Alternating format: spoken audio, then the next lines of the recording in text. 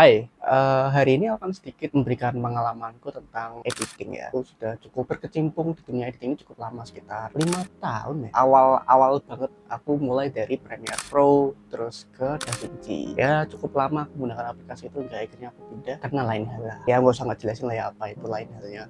Udah banyak dibahas kok. Aku akan sedikit membahas tentang editing. Editing itu sekitar 20-30% punya porsinya sendiri dan 50-70% itu ada di bagian produksi dan praproduksi. Walaupun sebenarnya hanya memiliki porsi yang sedikit, editing itu juga penting untuk merangkai cerita. Tapi di sini aku bukan mau kasih tahu gimana caranya bikin editing kayak visual effect yang berat-berat atau visual effect yang wah banget. Aku akan ngasih tahu kalian gimana caranya editing ya efisien, yang lebih cepat menurut pengalamanku ya, karena aku dulu ngerasa kalau aku ngedit tuh lama banget. Sumpah aku ngedit itu lama banget, yang mungkin seharusnya jadi 1-2 hari ini harus jadi sekitar seminggu atau bahkan sebulan. Jadi aku mulai belajar gimana sih caranya ngedit yang lebih cepat, cari-cari tutorial di YouTube, dan akhirnya ketemu cara-cara yang menurutku efisien yang bisa dilakukan nggak cuma di satu aplikasi sih, cuma bisa di semua aplikasi. Oke, yang pertama adalah atur file management atau foldering setiap file kamera atau file-file yang kayak audio, zoom. Jadi kamu harus lebih rapi ketika udah backup datanya. Ini akan mempermudah editingmu, jadi lebih spesifik ke foldering. Jadi kalau misalnya aku ngedit, yang aku lakukan adalah aku membuat semua folder dulu. Jadi misal ada kamera B, kamera A, kamera B, zoom, audio, visual effect, sound effects, atau grafik, atau apapun itu, aku buat foldernya dulu. Lalu aku baru copy semua filenya. Tapi kalau misalnya kamu pakai aplikasi DaVinci Resolve, kamu bisa lebih cepat dan lebih mudah dan lebih efisien menurutku. Jadi yang pertama aku lakukan adalah aku buat new project.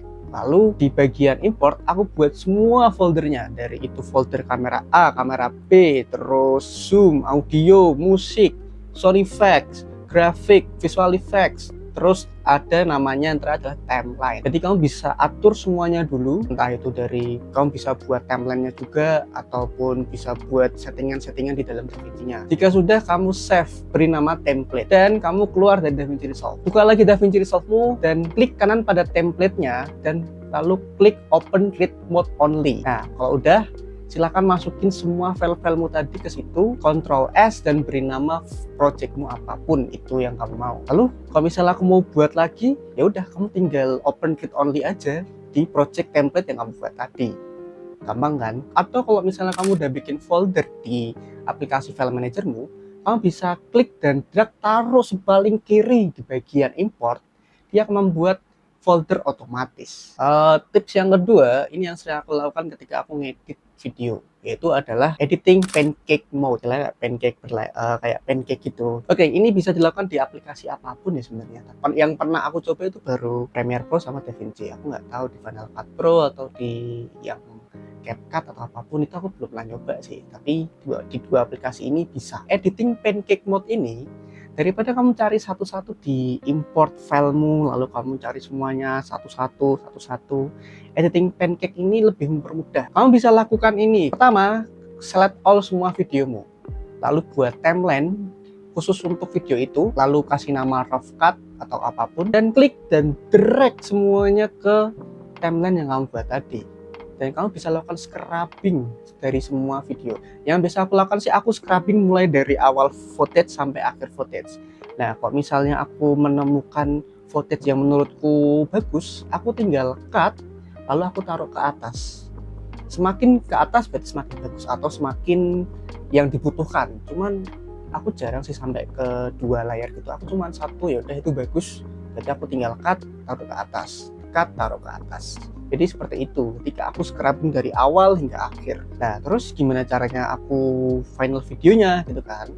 Pada DaVinci Resolve, kamu tinggal ke bagian kiri, lalu ada icon kecil seperti timeline view option. Kamu tinggal klik pada bagian timeline option view, ada yang bagian namanya stack option, stack timeline. Lalu klik itu dan akan muncul stacknya kan. Terus kamu ke bagian paling kanan ada bagian kotak plus, kamu tinggal klik dan itulah jadinya pancake timeline mode. Yang sudah kamu lakukan di rough cut tadi, kamu tinggal taruh ke bawah ke video finalmu aja. Kamu tinggal copy timeline dari rough cut itu lalu pindah ke video finalmu lalu paste di sana. Jadi akan lebih mudah, atau tinggal klik lalu drag ke bawah, klik drag ke bawah. Yang ketiga menurutku krusial dan cukup penting dalam dunia editing adalah keyboard shortcut. Mengedit itu seperti kayak kita main game. Jadi kita harus cepat, harus tahu celah-celahnya. Jadi kita bisa pencet A untuk apa. Jadi kita seperti main game. Aku kasih contoh pada bagian keyboardku. Key A aku untuk motong atau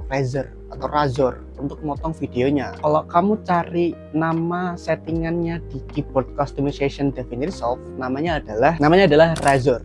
Lalu tinggal kamu kasih komen, yaitu pencet A. Aku di sini sih A ya. Lalu aku menggunakan abjad key untuk menghapus footage yang nggak dipakai. Dan kalau misalnya nama settingan di DaVinci Resolve di keyboard customization, delete selected. Jadi kamu cuma mendelete yang kamu pilih aja. Dan aku menggunakan W untuk ripple delete atau ripple delete. Di settingannya pun namanya juga sama seperti, yaitu ripple delete. Jadi kalian menghapus dan semua footage-nya akan mundur. Lalu aku menggunakan E untuk enable dan disable sebuah footage yang ada di timeline. Jadi aku bisa pencet E untuk disable, E untuk enable. Dan nama settingan pada DaVinci Resolve adalah enable clip. Dan aku menggunakan R untuk nge-link antara video footage dan audio footage-nya. Jadi bisa terpisah gitu. Nah, aku tinggal pencet R lagi, jadi dia akan menyatu lagi. Pada settingan keyboard customization itu dengan nama adalah link selection. Lalu aku menggunakan key 1 dan 2 untuk zoom in dan zoom out, dan 3 untuk zoom fit. Settingannya namanya adalah zoom in dan zoom out, dan juga zoom fit untuk yang nomor 3 tadi. Jadi zoom fit itu kita bisa lihat semua di timeline itu. Lalu aku menggunakan X dan Y untuk mark in dan mark out.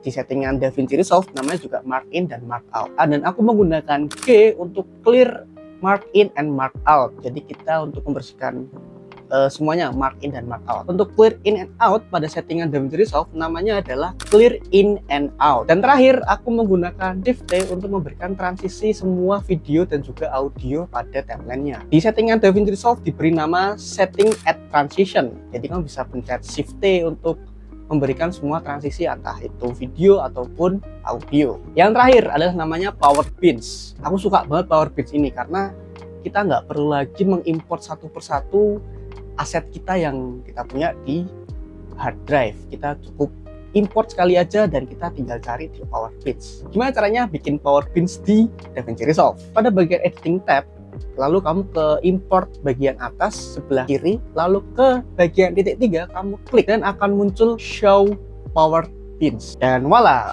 Power Bins itu akan muncul di bagian sebelah kiri import media dan bagian bawah. Lalu kamu tinggal klik dan drag semuanya all file ke situ. Klik drag folder yang kamu punya, misal kamu punya file sound effect, green screen, transisi, atau aset apapun itu, bisa kamu masukkan ke Power Bins. Dan tinggal klik dan drag dan voila. Jadi kamu juga bisa lebih mengaturnya lebih rapi dengan menggunakan folder. Dengan folder apapun, dengan nama apapun di situ. Akan tetapi perlu diingat bahwa file yang digunakan harus berada pada satu hard drive. Kalau hard drive itu nggak ada di komputer itu, maka filenya akan missing. Lebih baik sih taruh di hard drive yang emang benar-benar stay di situ aja. Ya mungkin itu aja yang aku bisa share untuk saat ini. Kalian bisa komen tentang editing efisien yang dan cepat seperti apa, atau aku belum tahu yang mungkin kalian sudah tahu, mungkin bisa kasih tahu di kolom komentar di bawah. Oke, gitu aja. Thank you udah nonton, and bye-bye.